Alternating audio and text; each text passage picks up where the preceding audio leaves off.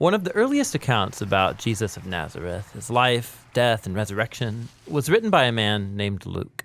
We know it as the Gospel of Luke, but Luke continued the story in a second volume, Called the Book of Acts, and it's all about what Jesus continued to do after his resurrection. Acts begins with the disciples who are hanging out with Jesus, who's just come back to life, which is mind-blowing to imagine. And then for weeks, the risen Jesus kept teaching them about his upside-down kingdom, the new creation that he launched through his death and resurrection. This is exciting stuff, and the disciples are ready to go tell the world. But then Jesus tells them to wait and to stay in Jerusalem until they receive a new kind of power so they can be faithful witnesses to Jesus and his kingdom. Then he says that their mission is going to begin in Jerusalem, then move out to Judea and Samaria, and then from there out into the nations. It's like a roadmap for the whole book of Acts. Then the disciples saw Jesus enthroned as King of all creation. So the disciples wait, wondering when this power is going to come. And then comes the time of Pentecost. So this is an ancient Israelite festival. It's during the early summer, and thousands of Jewish pilgrims would come back to Jerusalem from all over the world, all these different languages and cultures colliding in the city. And the disciples are together in a house, which is suddenly filled with rushing wind along with fire. Fire splinters off into tongues of fire hovering over people's heads. What's this all about? Yeah, so Luke is tapping into a repeated Old Testament theme. When God's presence showed up similarly at Mount Sinai, he made a covenant with Israel and gave them the Ten Commandments. Then later, when God's glory came in a pillar of fire, it filled the tabernacle when he came to live among them. But that was just one pillar of fire, not many. Exactly. Luke's making an important point here. This is God's personal temple presence, God's spirit that was foretold by Israel's prophets. And now it's come to take up residence in the new temple of Jesus' body, that is, his people. They've become little mobile temples where God now dwells. And they start to tell stories about Jesus, but they're speaking in languages that they didn't know before, yet all the visitors can understand them. What's this all about? Well, Peter gets up to explain that this is the fulfillment of Israel's hopes based on the scriptures.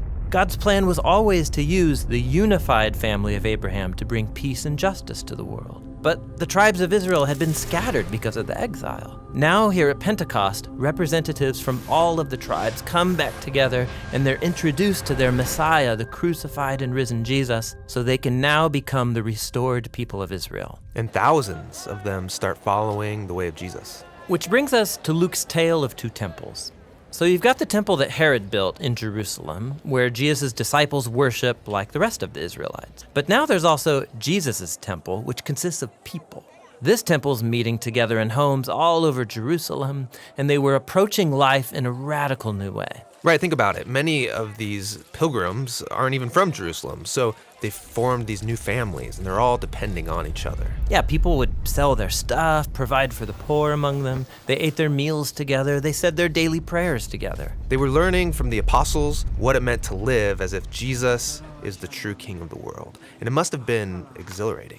But it wasn't all fun and games. Being God's temple is serious business, just like in the Old Testament. So you might know about that strange story in the book of Leviticus about two priests who disrespect God in the temple and then suddenly die. Well, Luke includes here a similar story of two disciples who dishonor God's spirit in this new temple, and they suffer a similar fate. So there's corruption in the community. But the bigger problem is coming from the outside. Yeah, from the other temple. Its leaders are threatened by this new messianic movement, and so they arrest the apostles, they try to stop them. And this brings us to the final story in the Jerusalem section of Acts. We're introduced to a new disciple, Stephen. Oh yeah, Stephen. He's on fire. He steps up as a leader among the disciples to serve the poor, and he would go to the temple courts to teach people about the way of Jesus. So the temple leaders arrest Stephen, and they find false witnesses to accuse him of dishonoring Moses and of being a terrorist who's threatening the temple. In response, Stephen gives this powerful speech about how predictable this whole situation was. Yeah, he retells the whole Old Testament story, highlighting characters like Joseph, Moses, and the prophets, people who are consistently rejected and persecuted by their own people.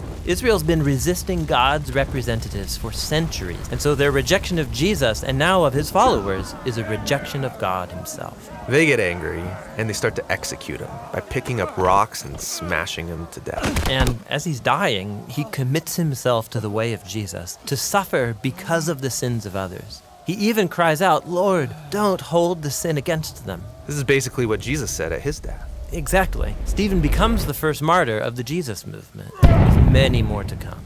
But this persecution contains seeds of hope, which is why Luke introduces us to a new character here, a religious leader named Saul. He stands over Stephen's dead body and even approves of the whole thing. Wait, Saul, you mean the man who becomes the Apostle Paul? Yes, Luke is showing how even this tragic murder can't stop Jesus' kingdom. And so many persecuted disciples scatter out of Jerusalem, and just as Jesus said, they head into Judea and Samaria. Now, the story of what happens there, that's what the next section of Acts is all about.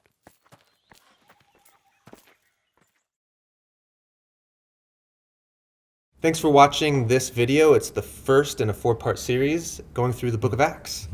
We have a lot of videos here on our YouTube channel and our website. Check it out. It's thebibleproject.com. We are a nonprofit, crowd-funded animation studio. Everything that we make, we give away for people to see for free. And we can do that because of amazing, generous people like you who support what we're doing. So check out everything that we're up to at our website, thebibleproject.com.